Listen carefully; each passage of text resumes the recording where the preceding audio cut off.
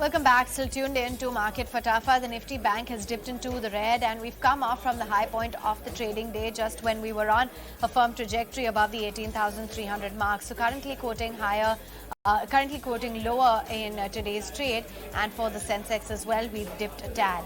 Let's get on board then Osho Krishan, who joins in from Angel One. And Osho, what's the sense that you're getting on the index? Is this just sort of a temporary blip on the index, or can we go down or crack much further on the charts?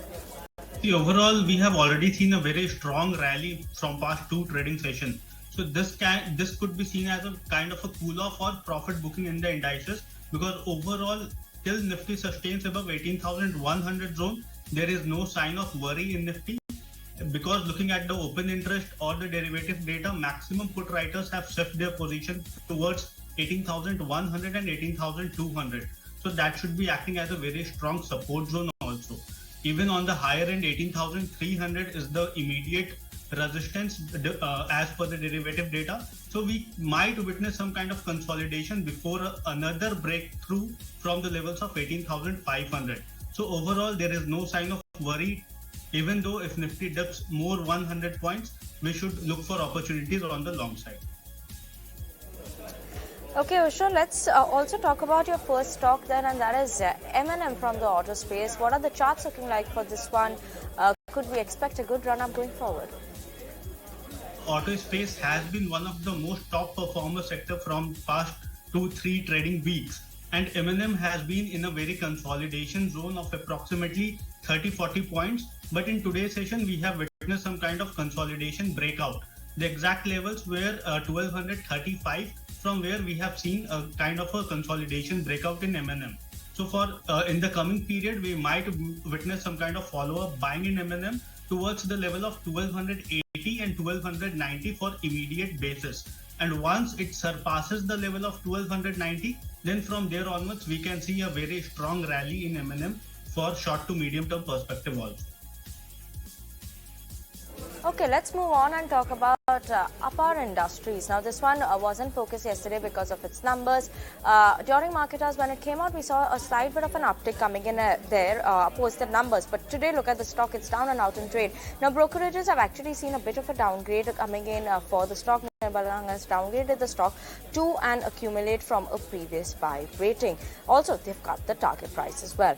Now, what they're saying is the declining realization is to impact the conductor segment for the company's profitability in terms of that, as well as in terms of the cable segment. The outlook remains quite strong over there.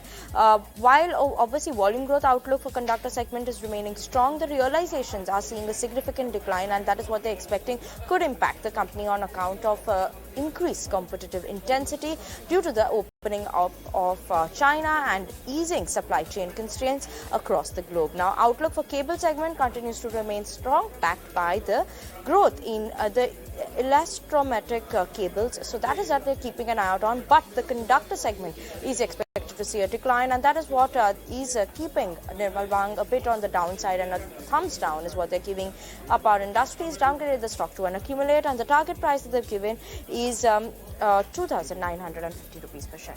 Stock down and out at the lowest point of the trading day. But let's move on to another weak candidate, and that is Aarti Industries. It's been a weak set of numbers. Softness has been witnessed in Q4 as the company's revenues have come in at about 1,655 crore rupees. The profits, though, are up about 8% this time around. EBITDA at 251 crores is lower by 13% on year, and margins have contracted to 15.2%. This time around, from the investor presentation last time, they did speak up about how the ramping up of capacities will lead to a stronger EBITDA down the line. In terms of their industry-wise breakup, 50% is from essentials like agro, pharma and FMCG, and 50% from discretionary segments like dyes, pigments as well as printing inks. Gross margins are at about 41.9% versus 41.5% this time around. The gross margins have improved due to the lower raw material prices, especially benzene, and inventory losses continue to remain an issue. Profits are inflated due to the MAT credit and the earlier tax benefits, and revenue growth issue continues to persist. Okay, let's move on and Osho, one more name coming in from the auto space on your list is Ashok Leyland. What are the charts indicating for this one then? See, Ashok Leyland has given a breakout from the levels of 142, and after consolidation in a broad 4-5 points in the past week, we have seen that for the first time it has attempted to breach the 200-day SMA on the daily chart, which was today. But as of now, the market has corrected from higher levels, so we have seen some kind of correction or cool off in Ashok Leyland. But overall, the technical structure looks very optimistic, and from here onwards, one can expect a target of 152 to 154 in a very short-term perspective. Even on the downside, a strong support is placed around the bullish gap of 142. So any dip towards 144, 145 should be considered healthy, and one should start accumulating this counter for the higher target of 152 and 154 in very short-term perspective. All right, those are the levels to look at to accumulate Ashok Leyland. 146 is where it's currently at. Let's move right on then and discuss stock number 23, Vemakshi, Kotak Bank. Why is that in the spotlight? Well, this stock is in focus on the back of a brokerage note that has come from Morgan Stanley. Now, they have come out with a report on the potential MSCI changes. In fact, in May 2023, they expect further 4 names to be included in the index. They see revision in weights across 5 stocks. Now, as far as Kotak Mahindra Bank is concerned, they expect that there are high chances of the weightage of this bank increasing in the index. So, as a result of all these factors, they're expecting over $1.3 billion of inflows to flow in, out of which $745 million could be in Kotak Mahindra Bank itself. So, largely, that was the update that has come in, and that is the reason why the stock is in focus today. But unfortunately, the stock has slipped in tandem with the market down nearly 0.3%. Okay, let's move on. Ashesha, HFCL on the back of its numbers is in focus. How are the numbers looking like? Well, yes, the stock is in focus on the back of its results, and the stock is holding up in the green with gains of 0.5%. Revenues saw an uptick of about 21% on a year-on-year basis. Margins have also expanded this quarter. In fact, company reported EBITDA margins at 10.8% versus 10.5% that the company reported in the fourth quarter of FY22. So on a year-on-year basis, we have seen an uptick of about 30 basis points as far as margins are concerned. Net profit, meanwhile, has come in at 79 crores versus 68 crores same time last year, indicating an increase of about 15.5% on a year-on-year basis. Strong set of numbers, and that is what the stock is reacting to. It is off the highest point of the day, but despite that, it is holding on with gains of over 0.5%. All right, there you have it. That's a view coming in on HFCL. Moving right on then, let's discuss Osho, your next stock, Shriram Finance.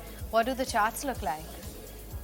Shriram Finance have seen a very decent correction in the recent period. From the levels of 1460, it has corrected towards 1300 zone, and from last 2 trading sessions, we are witnessing some kind of buying traction in this counter. Even today, for the first time, it has even tested the bearish gap on the higher end, which was approximately around 1380 levels. So it has tested in the morning, but again has came down towards 1350 levels. So it is having a very strong base near about 1310 to 1320 levels. So till it sustains above 1320 zone, till that time we are expecting that from here onwards we can see a very V-shaped recovery in this counter for the immediate target of 1450, 1460 from short to medium term perspective. Also on technical chart, we are witnessing some kind of positive crossover in this counter. So that's a very positive development for Shriram Finance. Okay, let's move on and talk about Exide, and this one is in focus on the back of a couple of brokerage notes that have come in this morning for Exide. And when you look at it, JP Morgan is maintaining an overweight rating given a target price of 225 rupees per share. Obviously, the company reported its numbers just a couple of days back. What we're seeing, the Q4 margins were something that was a miss due to the inferior mix and the impact on the raw material inflation. Stabilized lead prices and lagged impact of lagged impact of the price hikes should impact the next quarter positively, and that is why they're maintaining an overweight rating. While Citi is maintaining a buy rating, they've cut the target price mildly by around 25 rupees. The new target price that Citi has given for Exide is 240 rupees from previous 265 rupees. For Citi, the numbers were below estimates. Gross margin was a disappointment. Demand trends are steady, but the cost pressure is mounting up is what City is highlighting. Now, so that is a factor that they're keeping an eye out on. Today, the stock is down almost a percent in trade as we speak. All right, let's get a move on then and discuss the next stock that's on Osho's radar. And Osho, let's talk about AU Small Finance. Give us a sense as to what exactly are the important levels to track on the charts, given the fact that the stock is holding out by about 1% or so, and in the last 1 month, it's scaled up quite considerably. AU Finance Bank is having a very strong technical setup, because if we will be looking on the daily chart, in past 3 weeks, it has seen a V-shaped recovery on the daily chart. But at the current levels, that is of 700 zone, 700 zone has been a very stiff resistance for AU Bank. Because if we will be talking about the timings, then last year September, December, this year April month, and currently at the same levels as of now. So 700 has tested historically also as a very strong resistance zone for AU Bank. So from here onwards, if we see a decisive breach above 700 and a sustenance above 700 zone, then we can witness approximately 70 to 80 points of rally in AU Bank. But one should be very cautious about these levels also, because from 4 times this levels has been tested, and from there onwards we have seen a strong correction. In the near future, we have seen approximately 10% correction in AU Bank. So if we sustain above 700 levels, then one should definitely accumulate it for the upside target of 770, 780 in short-term time frame. That's the view coming in on AU Small, but let's get a move on and just address some of the flashes as well on the bottom of your screen. Indiabulls Real Estate is in the spotlight and under acute pressure, rightly so, as one of their mergers now is clearly facing delays, is what we understand. Now, this is we understand from agencies that Indiabulls Real Estate has said that the merger of NAM Estates and Embassy One into the company now is clearly facing a delay, and they are also going ahead and saying that the sanction to the merger of NAM and Embassy One into the company has been withheld by the NBFC. Now, just to put it into perspective, this has been going on for a couple of years. The company had said that they want to complete the process of the merger of their housing and commercial projects with Indiabulls Real Estate, and this was supposed to happen in the year 2021. The CCI had gone ahead and approved the proposed merger of Embassy Group's firms, NAM Estates and Embassy One Commercial Property Developments with Indiabulls Real Estate. They had entered into a definitive agreement to merge certain commercial and residential projects with IBREL via a cashless scheme of the amalgamation, and the Embassy Group becoming the promoters of the merged entity. As of now, that sanction has been withheld by the NCLT. So clearly, you can see the stock price reacting to that news, down nearly 13% in trade. Okay, away from that, let's move on to the next newsmaker in trade, and that's Kalpataru Power. Discuss the kind of numbers that the company has delivered in Q4. Revenues have grown about 18% to 4,882 crore rupees on year. The profits as well have come in strong at 140 crores versus 115 crore rupees. Margins, though, they're down nearly 50 basis points at 6.8%, with the EBITDA at 332 crore rupees. The company's consolidated net debt stands about 2,577 crores, and they've approved the proposal for issuance of secured non-convertible debentures up to 300 crores. The stock has come off from the high point of the day and now quotes at 532. Okay, let's move on and talk about Bajaj Finserv on the charts then. And Osho at 1,400, is it an attractive buy? Bajaj Twins has been performing lately, but both the counters are looking very lucrative at current levels. Specifically about Bajaj Finserv, from past 3 days, it has gaining some kind of positive traction in it, and as of now, it is forming a rounding bottom on the technical chart. So from here onwards, one can expect the rally to continue towards 1500 zone, but there should be some kind of correction also towards 1380 to 1400 will be the apt level that one should look to accumulate this counter for the immediate upside target of 1500 in a short-term time frame. So this counter can be looked and can even uplift the overall sentiments for the overall market. So Bajaj Twins is looking very positive, and Bajaj Finserv is having a target of 1500 in short-term time frame. Right, let's get a move on then and discuss the next newsmaker in trade, Vemakshi, and that's Sun Pharma. Absolutely. This stock is in focus on the back of a brokerage note that has come in from Morgan Stanley. They highlighted that in April 2023, their generic Revlimid launch is expected to help offset some of its near-term earnings headwinds. Now, for the week ended April 28, we did see that Sun Pharma crossed 2.35% of the volume market share. Brand net sales pre-generics were almost $8 billion, and in fact, when we assume 45 to 50% of price erosion and a low single-digit market share, they're expecting Sun Pharma to gross around $80 to $120 million in annualized sales with a high margin. Now, for the medium term, they also see a few growth drivers. So, given all these factors, Morgan Stanley has actually maintained an overweight rating on Sun Pharma, given a target price of 1,170 per share. But as you can see, the stock is not reacting to that. As of now, the stock has declined in trade down nearly 0.4%. Okay, let's keep it with the pharma space then. And Osho, you've picked up Cipla. How is this one looking like on the charts from the pharma space? Could we expect a good run-up for this one now? Cipla is having a very gradual up movement from past 2 trading weeks. It has consolidated near the zone of 900 and has formed a very strong base for itself. And from past 2 days, that is yesterday and today, it has seen a very strong buying traction also. So we can expect that this rally should continue. There is no very strong upside that we are witnessing in this counter as of now, but we can expect 970 to 980 to be tested in a positional basis of short term, let's say 1 to 2 weeks time frame. But there will be a gradual up movement that can be definitely seen in this counter. Overall, it has entered in the positive trajectory and is having a very higher highs, higher lows kind of a pattern on the technical chart. So one should definitely look for this counter, but for slow and gradual up move in the near term. All right, there you have it. That's the word coming in on Cipla and technical levels to track. But moving on then, let's focus in on Canara Bank, Ashesha, and discuss the stock as to why it's in the spotlight. It's clear earnings candidate.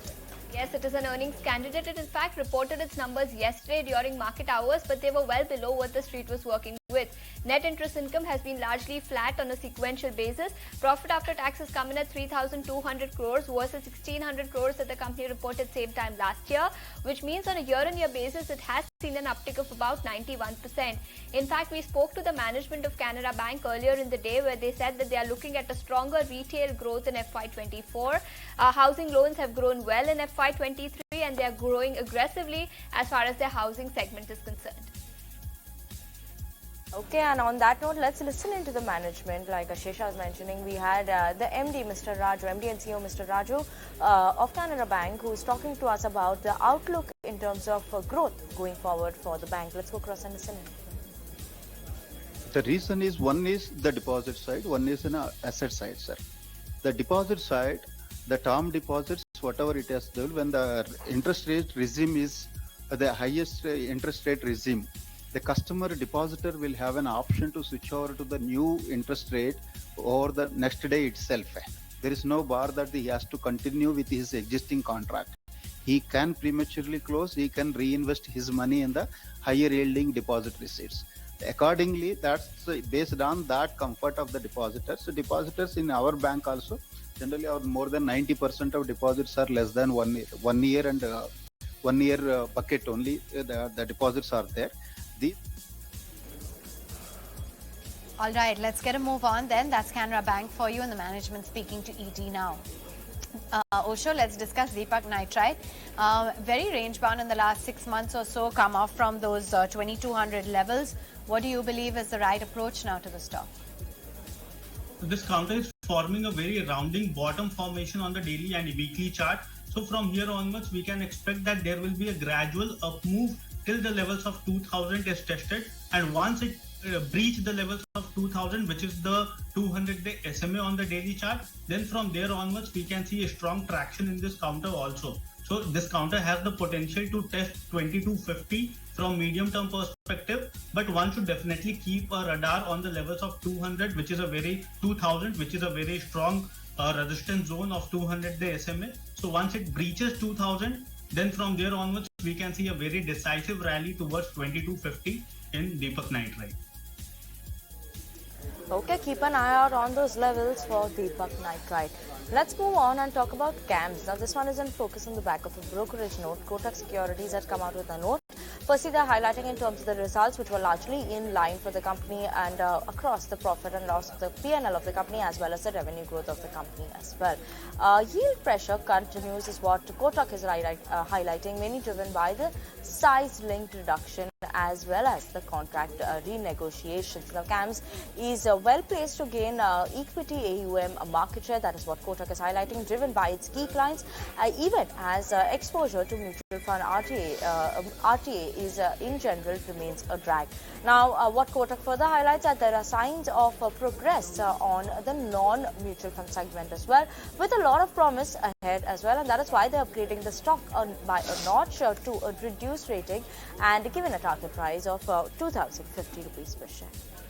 So clearly, I think that's beat the level as well today in terms of the target price for CAMS, but keep an eye out on CAMS as well. All right, also keep an eye out on the next stock then that Osho is flagging off, and that is HDFC Life. It's been a slow mover. What's your outlook then on the charts, Osho, from the 553 levels, the fact that it has managed to gain about 8% or so in the last 1 month? Do you think that, it's a good buying opportunity? HDFC Life has not seen a very strong rally from in the recent period, but what we are witnessing on the technical charts that it has been it has moved beyond 200-day SMA for the first time after 3 months. So that's a very positive development for it. Even the 21-day EMA is having a positive crossover over 150-day EMA. So that's also a very positive development. So from here onwards, aggressive traders can look for opportunities in HDFC Life for the immediate upside target of 580 to 590 levels, because these kind of levels and these kind of parameters have seen in this counter after a very long period of time. So from there onwards, we can expect a strong rally in this counter. It will be too early to assume that it will be having a very strong rally, but these levels and these parameters have been seen after a very long period of time. So people should definitely keep this in their radar, and even the aggressive traders can even accumulate this counter for the upside target of 580-590 levels in short-term period. So the interesting levels to look at on HDFC Life and where you can look to accumulate the stock. Let's move right on then, and Birlasoft is the next mover in trade. The company came out with a profit this quarter at 112 crores. This is versus a loss last quarter at 16 crore rupees, and therefore it's clearly being cheered by the street. Revenue from operations are flat at about 1226 crores. Margins stupendous at 13.6% this time around versus about 0.6% just last quarter. And the EBITDA has shot up to 167 crores versus 7.4 crore rupees. So that clearly seems to be pleasing the street at 309, close to the highest point of the trading day on Birlasoft. Okay, let's move on and talk about Tata Communications on the charts then, Osho. Today the stock is buzzing in trade, it's up 5%. But before that, when you've seen in the last 6 months, it's not done anything much. So is this just an indication today that we could see a sharp rally coming in for Tata Communications? Yes, Tata Communication has seen this rally, and this is very important. Why? Because it has rebounded from the 200-day SMA on the technical charts, and even such kind of a strong rally was witnessed on 20th of April also, on the back of robust volumes. The same robust volumes has been seen in today's session, and that closer on 20th of April has never been tested or breached on the lower side. So one can expect that even whatever will be the closer today, approximately around 1280, 1290 levels, so that should be having a very strong support for the next leg of rally. So from here onwards, one can expect a target of 1380 to 1400 levels in short to medium term perspective, and any dip towards 1280 should be looked to accumulate this counter from short term perspective. All right, check in on Tata Communications. But the other newsmaker then, Vemakshi, is VIP Industries. Focus on the back of its earnings. When we look at the company's revenue, that did see an uptick of almost 27% on a year-on-year basis, but the company reported a loss of almost 4 crores versus a net profit of 12 crores, and that is on account of an exceptional item worth almost 47 crores. Now, this exceptional item relates to a loss of PPE as well as inventories that were destroyed due to a major fire at a plant of the company's subsidiary on January 31st, 2023. Now, definitely we can see that the VIP has delivered strong gross margin performance driven by enhanced cost efficiencies. But on the other hand, we did see that the top line print was appearing to be quite weak. So, given those factors, VIP has declined in trade today, as of now trading with cuts of almost 0.2%. Okay, let's move on to stock number 40 for today, and that is United Spirits. Osho, this one has not done anything over the last 1 year in terms of returns for an investor. What is the view now on United Spirits? Is it the right time to enter the stock?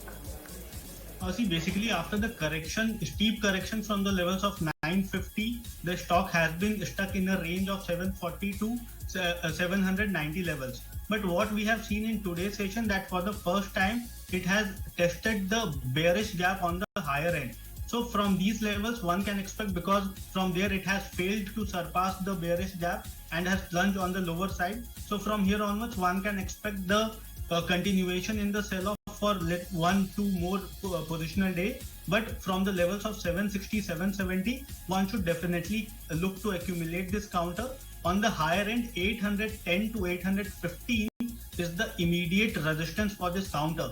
The time it breaches 815 zone, then from there onwards we can expect a decent rebound, a retracement on this counter from short to medium term perspective. So as of now, the technical levels to watch out for is 770 on the downside and 815 on the higher end. So in between we have to look for buy on dip and sell on rise kind of a strategy for short term traders. All right, there you have it. That's the view coming in on United Spirits. Thank you so much for taking time out and joining in, Osho, with your take on the technicals. Ashesha and Vemakshi as well for joining in. And on that note, then, it's goodbye from the team that put the show together. Thanks for watching.